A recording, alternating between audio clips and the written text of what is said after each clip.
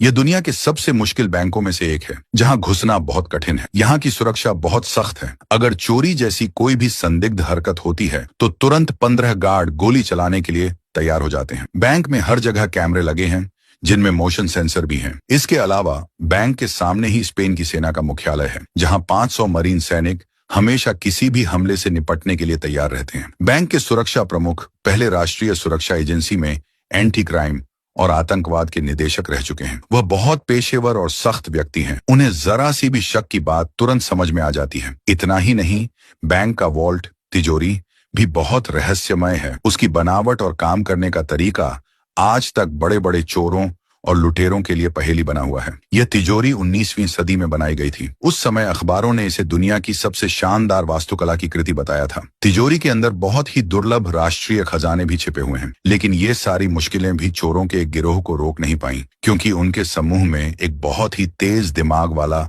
युवा लड़का था। उसने उस रहस्यमयी तिजोरी की बनावट को समझ लिया और उसे खोलने का तरीका भी ढूंढ लिया। यही वह सबसे कठिन काम था जिसे दुनिया भर के बड़े बड़े चोर लंबे समय से करने की कोशिश कर रहे थे, लेकिन सफल नहीं हो पाए। तो आखिर उसने इतनी कड़ी सुरक्षा वाले बैंक में कैसे घुसपैठ की, और क्या मास्टर चोरों की योजना सफल होगी? इस हाई आईक्यू मास्टर चोर की फिल्म की कहानी को समझने के लिए आगे की कहानी जानिए। वॉल्टर इंग्लैंड में एक आर्टिफैक्ट, पुरानी वस्तुओं को खोजने और बचाने वाली कंपनी का नेता है। एक बार समुद्र में खोज के दौरान वॉल्टर और उसकी टीम को 1645 में डूबा एक अंग्रेजी जहाज मिला। जेम्स नाम के गोताखोर को एक डिब्बा मिला, जिसके अंदर 3 प्राचीन सोने के सिक्के थे। इन तीनों सिक्कों में एक ऐसा राज छिपा था जिसे सुनकर कोई भी लालच में आ जाए। लेकिन अपनी खोज का जश्न मनाने से पहले ही उनका जहाज स्पेन की नौसेना ने घेर लिया। नौसेना का दावा था कि इस टीम ने उनके समुद्री क्षेत्र में खजाना निकाला है। उसके बाद स्पेन की नौसेना ने वॉल्टर की टीम द्वारा निकाली गई सारी पुरानी वस्तुएं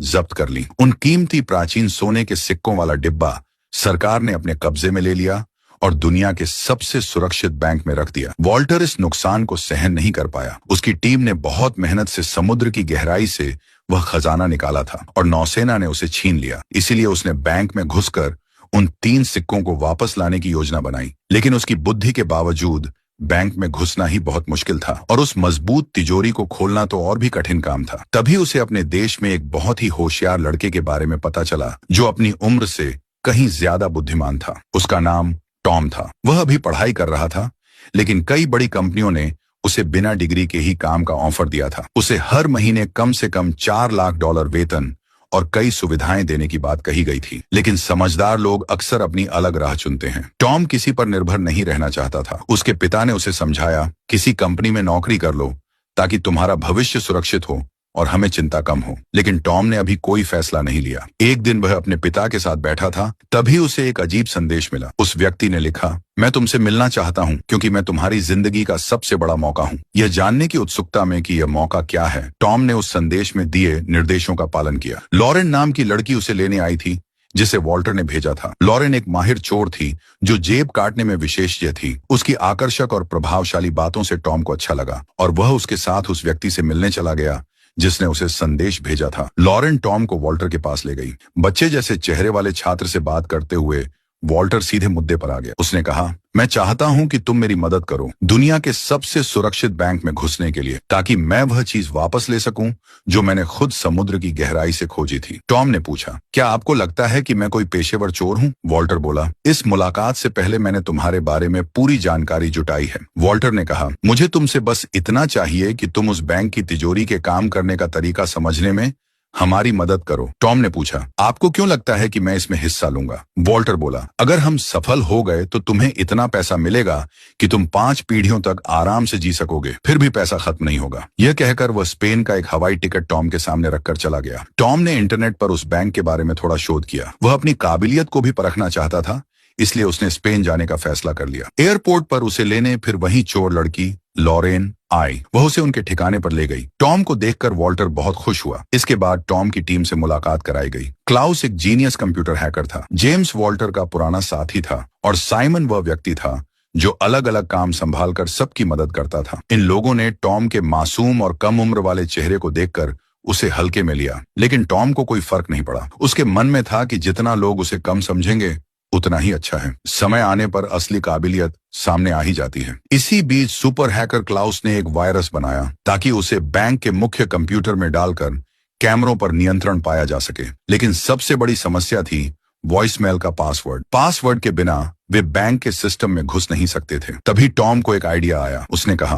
किसी कर्मचारी को फोन करो और बैंक ऑफ स्पेन की मैसेजिंग सेवा बनकर बात करो। फिर कहो कि आपके लिए एक वॉइस मैसेज है। सुनने के लिए बीप के बाद अपना पासवर्ड डालें। सबको लगा यह आसान बात है, लेकिन हैरानी की बात यह थी कि यह तरीका पूरी तरह सफल हो गया। क्लाउस को बैंक के अंदर लगे कुछ कैमरों की रिकॉर्डिंग तक पहुंच मिल गई। भले ही यह टॉम का बहुत बड़ा या जटिल विचार नहीं था, लेकिन जो लोग नहीं जानते थे उनके लिए यह बहुत मुश्किल काम था। वॉल्टर ने टॉम को उन 3 सोने के सिक्कों का राज भी बता दिया। यह कहानी 16वीं सदी के एक अंग्रेज नाविक की थी। उसने स्पेन के शाही जहाज पर बहुत सारा खजाना ले जाकर कहीं दफना दिया था, लेकिन आज तक किसी को नहीं पता कि वह खजाना कहाँ है। 30 साल पहले वॉल्टर ने एक पत्र खरीदा था जिसमें खजाने की जगह के कुछ सुराग थे। बाद में पता चला कि खजाने की सही जगह और उसके निर्देशांक उन्हीं 3 सोने के सिक्कों पर खुदे हुए हैं। वॉल्टर ने कई साल समुद्र में उन सिक्कों को खोजने में लगा दिए और अब वे सिक्के स्पेन सरकार के कब्जे में दुनिया के सबसे सुरक्षित बैंक में रखे हुए हैं। ये दुनिया के सबसे मुश्किल बैंकों में से एक था, जहां घुसना लगभग नामुमकिन था। वॉल्टर ने टॉम से वादा किया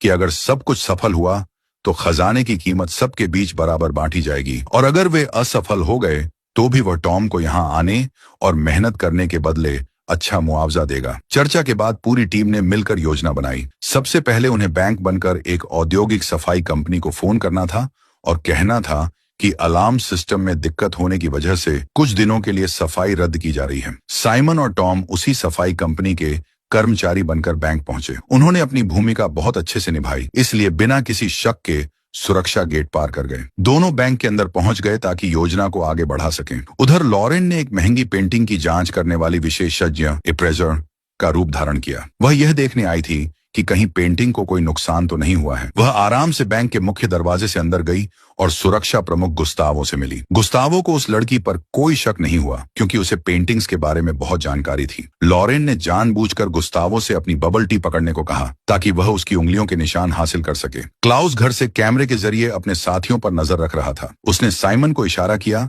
कि वह चुपके से एक तकनीकी कमरे में जाए और अपने साथ लाया हुआ डिवाइस वहां के सिग्नल पोर्ट से जोड़ दे ताकि क्लाउस पूरे सुरक्षा सिस्टम तक पहुंच बना सके। उधर लॉरेन को एक सुरक्षा गार्ड बैंक के अध्यक्ष के ऑफिस में ले गया, जहां उसे कुछ दुर्लभ पेंटिंग्स की दोबारा जांच करनी थी। गार्ड के जाते ही उसने तुरंत अपना खास उपकरण निकाला और बहुत तेजी से पेंटिंग को स्कैन किया। घर पर बैठे क्लाउस ने कैमरे की फुटेज को धीमा कर दिया और उसे एडिट करके फिर से कैमरे की लाइव फीड में जोड़ दिया। इससे बैंक की सुरक्षा टीम को लगा कि लॉरेन अभी भी ध्यान से पेंटिंग देख रही है, लेकिन असल में वह तिजोरी की चाबी छिपी जगह को ढूंढ रही थी और एक खास 3D डिवाइस से उसकी कॉपी बना रही थी। जैसे ही उसने पहली चाबी की कॉपी पूरी की, तभी अचानक बैंक का अध्यक्ष कमरे में आ गया। खतरा बढ़ गया क्योंकि क्लाउस जो स्लो मोशन वीडियो चला रहा था उसका समय खत्म होने वाला था। अगर सुरक्षा टीम को असली और बदली हुई तस्वीर में फर्क दिख जाता तो पूरी योजना नाकाम हो जाती, लेकिन लॉरेन ने तुरंत समझदारी से काम लिया।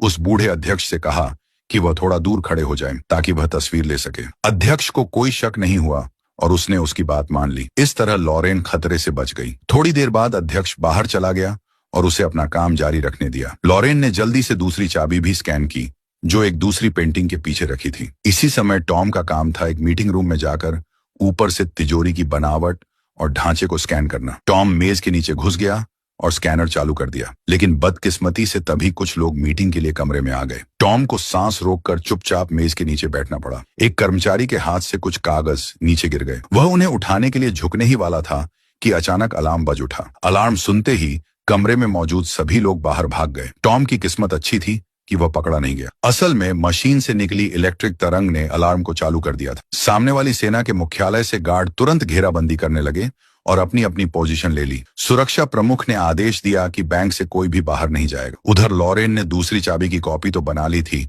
लेकिन उसे वापस तिजोरी में रखने का समय नहीं मिला। तभी अध्यक्ष दौड़ता हुआ आया और उसे अपने साथ बाहर चलने को कहा। पूरी टीम अब बहुत चिंतित थी।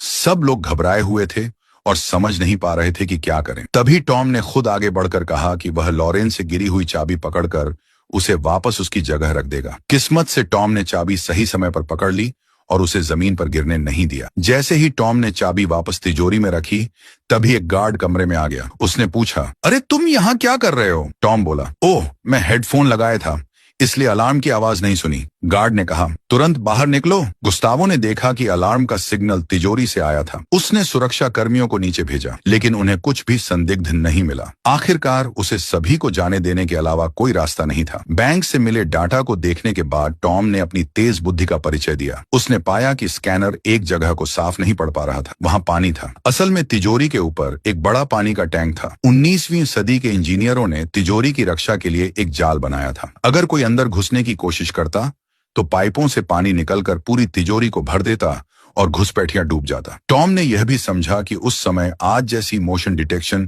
तकनीक नहीं थी। उसकी जगह एक बहुत बड़ा तराजू, बैलेंस स्केल लगाया गया था। जैसे ही तय वजन से ज्यादा भार उस प्लेटफॉर्म पर पड़ता, सिस्टम चालू हो जाता और पानी तुरंत भरने लगता। अब सबसे बड़ी समस्या यह थी कि उस तराजू को कैसे पार किया जाए ताकि तिजोरी तक पहुंचा जा सके। अलार्म वाली घटना के बाद जब सेना के विशेष बल बैंक के बाहर जमा हो गए थे, लेकिन कुछ भी नहीं मिला, तो बैंक के अध्यक्ष ने सुरक्षा प्रमुख को डांटा। उस समय विश्व कप का सीजन चल रहा था और चौक में बहुत सारे लोग स्पेन की टीम को चीयर करने के लिए जमा थे। अध्यक्ष के सलाहकार ने कहा कि शायद अलार्म का कारण बड़े जनरेटर और फुटबॉल मैच दिखाने वाली विशाल स्क्रीन का चुंबकीय प्रभाव हो सकता है। उधर जेम्स और साइमन नालों के रास्ते से होकर उस बड़े तराजू के आधार तक पहुंच गए। जैसा टॉम ने बताया था, वह सच में पुरानी इंजीनियरिंग का शानदार नमूना था, लेकिन अब नई समस्या सामने थी। तिजोरी तक पहुंचने के लिए सुरंग खोदने में कम से कम 15 दिन लगते। अगर वे तेजी से ड्रिल करते तो आवाज ज्यादा होती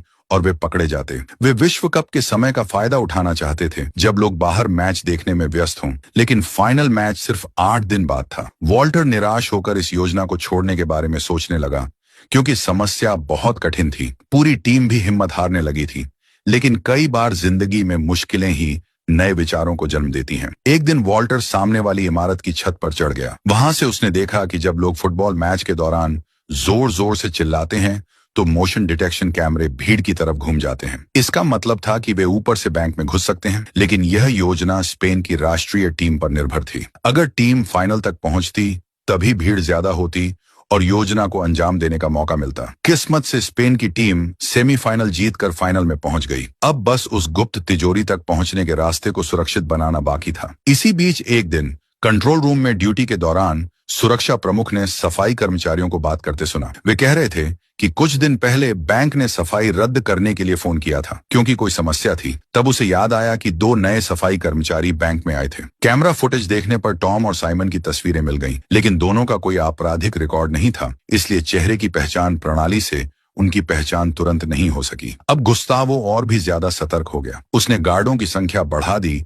और बैंक के हर कोने में अतिरिक्त कैमरे लगा दिए। उधर टॉम कई रातों से सोया नहीं था। वह पूरी लगन से उस बड़े तराजू की समस्या का हल खोज रहा था। और फिर अपनी तेज दिमाग की वजह से टॉम ने एक उपाय सोचा। उसने कहा कि वे नाइट्रोजन गैस का इस्तेमाल करेंगे, क्योंकि नाइट्रोजन गैस से धातु भी जम जाती है। उस बड़े तराजू को पूरी तरह जमाने के लिए कम से कम 500 किलो नाइट्रोजन गैस की जरूरत होगी। यह काम साइमन को करना था। सबने सहमति दी और योजना पर काम शुरू कर दिया। सबसे पहले उन्होंने सुरक्षा प्रमुख के फिंगरप्रिंट की नकली कॉपी बनाई। फिर तिजोरी का दरवाजा खोलने के लिए दोनों चाबियों की कॉपी तैयार की। वॉल्टर ने चुपचाप 3 नकली सोने के सिक्के भी बना लिए। ये सिक्के किस काम आएंगे, ये जानने के लिए फिल्म के अंत तक इंतजार करना होगा। आखिरकार स्पेन और नीदरलैंड डच टीम के बीच फाइनल मैच का दिन आ गया। इसी दिन इस देश में सदी की सबसे बड़ी चोरी होने वाली थी। चौक में लोग भारी भीड़ में इकट्ठा होकर मैच देखने और अपनी टीम को चीयर करने आए थे। टीम के सभी सदस्य अपनी अपनी जगह तैयार थे। टॉम, लॉरेन और जेम्स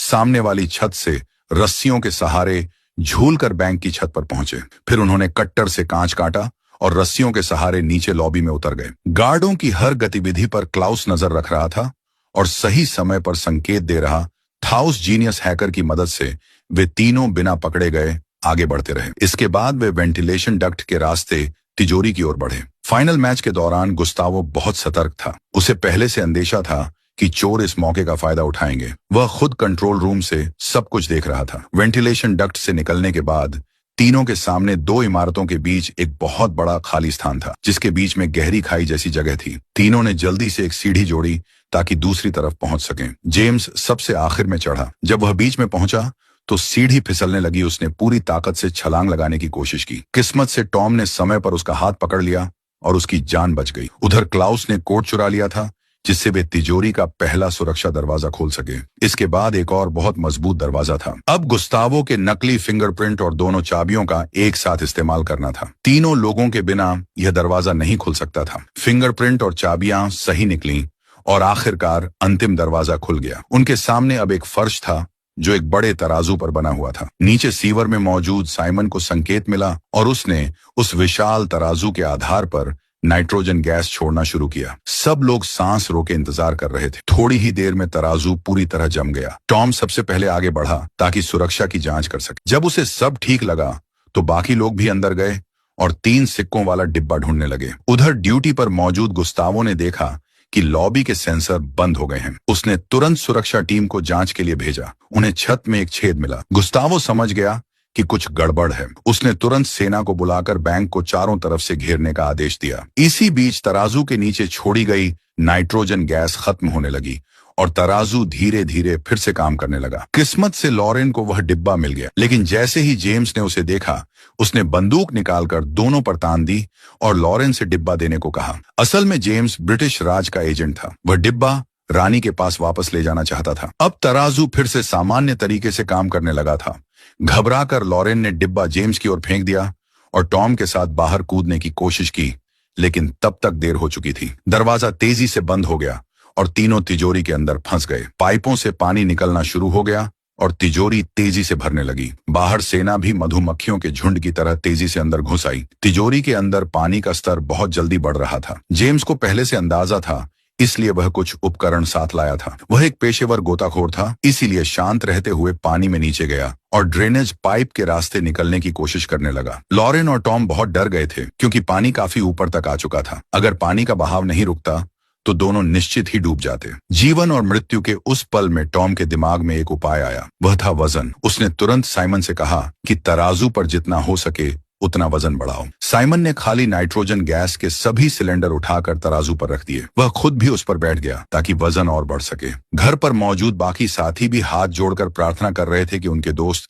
सुरक्षित बच जाएं। और फिर चमत्कार हुआ। पानी का बहाव धीरे धीरे रुकने लगा। आखिरी समय में टॉम और लॉरेन की जान बच गई। अब रास्ता तिजोरी तक खुल चुका था। गार्ड और गुस्तावो जल्दी से अंदर पहुंचे, लेकिन हैरानी की बात यह थी कि अंदर कोई नहीं था, सिर्फ खाली तिजोरी थी। बूढ़ा सुरक्षा प्रमुख समझ नहीं पाया कि वे कैसे भाग निकले। कुछ देर खोजने के बाद उसे पता चला कि चालाक चोर पानी की पाइप और छत के वेंटिलेशन रास्ते से भाग गए। किया का गुस्तावो को यकीन था कि वे ज्यादा दूर नहीं गए होंगे, इसीलिए उसने पूरी ताकत लगाकर उन्हें ढूंढने का आदेश दे दिया। टॉम और लॉरेन फिर से पुराने वेंटिलेशन रास्ते में घुसकर भागने लगे, लेकिन अब क्लाउस कैमरे से उनकी मदद नहीं कर पा रहा था क्योंकि सैनिकों ने सभी रास्तों को घेर लिया था। खिड़कियां बुलेट प्रूफ कांच की थीं, जिन्हें तोड़ना नामुमकिन था। तभी लॉरेन को अचानक तीसरी मंजिल पर एक भागने का रास्ता याद आया। उसने टॉम से कहा कि वह उसके पीछे आए। गार्ड अब भी उनके पीछे लगे हुए थे। दोनों जल्दी से बैंक के अध्यक्ष के ऑफिस में घुस गए। गुस्तावो को लगा कि अब वे जाल में फंस गए हैं, इसलिए वह शांत और खुश था। लेकिन जब सुरक्षा टीम दरवाजा तोड़कर अंदर गई तो वहां कोई भी नहीं था। असल में जब लॉरेन पहले पेंटिंग देखने आई थी, तब उसने देखा था कि अध्यक्ष अक्सर वहां सिगरेट पीता है और एक खिड़की खुली छोड़ देता है। उसी रास्ते से दोनों बाहर निकल गए। गुस्तावो ने नीचे देखा और गुस्से से भर गया क्योंकि उसे टॉम और लॉरेन भीड़ में गायब होते दिखाई दिए। वह गुस्से में बंदूक निकालकर उन पर गोली चलाना चाहता था, लेकिन उसके एक साथी ने उसे रोक लिया।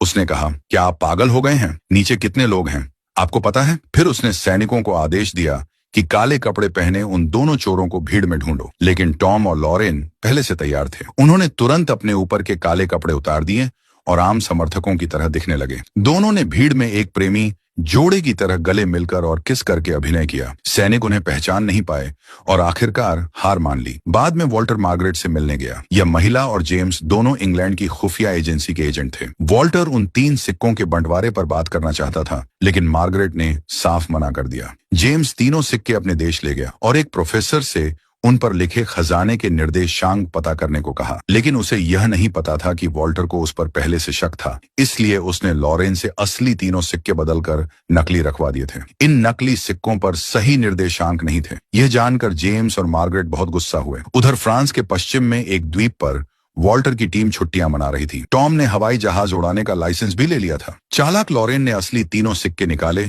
और उन पर दिए गए निर्देशांक डालकर खजाने की जगह खोजी। वे सब हैरान रह गए क्योंकि खजाना इंग्लैंड के एक बैंक में था। यह बैंक भी बेहद आधुनिक और सबसे उन्नत सुरक्षा व्यवस्था वाला था। अब चारों के सामने एक और बड़ी चुनौती थी। उनका लक्ष्य था उस कीमती खजाने को सफलतापूर्वक हासिल करना और आपस में बांटना। आगे की कहानी में देखेंगे कि इस नए बैंक को निशाना बनाते समय टॉम कौन सी नई योजना बनाता है। अगर आपको यह फिल्म की कहानी पसंद आई हो तो लाइक और सब्सक्राइब करना न भूलें ताकि आप और भी शानदार फिल्मों की कहानी देख सकें।